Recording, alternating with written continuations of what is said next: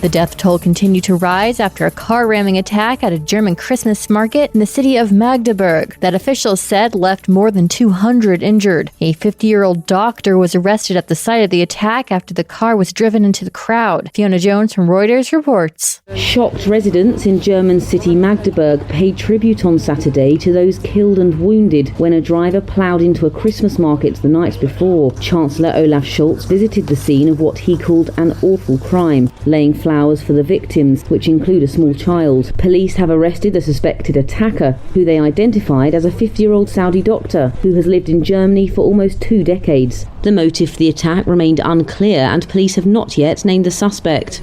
The country's interior minister said he appeared to be acting alone. Fiona Jones for Reuters. A prosecutor told a press conference that the motive for the attack remains unclear.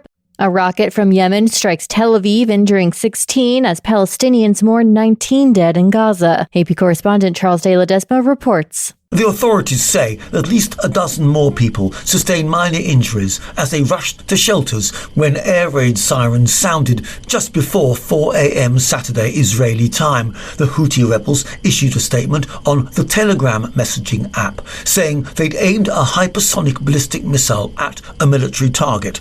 The attack comes less than 2 days after a series of Israeli airstrikes on Yemen's Houthi-rebel-held capital Sana'a and the port city of Hodeidah killed at least 9 people in response to attacks on Israel. I'm Charles de Ledesma. Israel has sent troops into the United Nations patrolled buffer zone in the Golan Heights and beyond in Syria after Islamist-led rebels toppled President Bashar al-Assad in a move widely condemned internationally. This is VOA News. President Joe Biden has secured the 235th judicial confirmation of his presidency. More from VOA's Tommy McNeil. The confirmation marks an accomplishment that exceeds Biden's predecessor's total by 1. Democrats put extra emphasis on the federal courts following Donald Trump's far-reaching first term when he filled 3 seats on the Supreme Court. Biden and Senate Democrats placed particular focus on adding women, minorities, and public defenders to the judicial ranks. About 2/3 of Biden's appointees are women, and a solid majority of appointees are people of color. The most notable appointee was Supreme Court Justice Ketanji Brown Jackson, the first African-American woman to serve on the nation's highest court. Tommy McNeil, VOA News. A nearly 2-year investigation by Democratic senators of Supreme Court ethics details more luxury travel by Justice Clarence Thomas and urges Congress to establish a way to enforce a new code of conduct. AP correspondent Shelley Adler has more. Any movement on the issue, though, appears unlikely as Republicans prepare to take control of the Senate in January, underscoring the hurdles in imposing restrictions on a separate branch of government, even as public confidence in the court has fallen to record lows. Republicans have said the investigation is a way to undermine the conservative majority court. I'm Shelley Adler.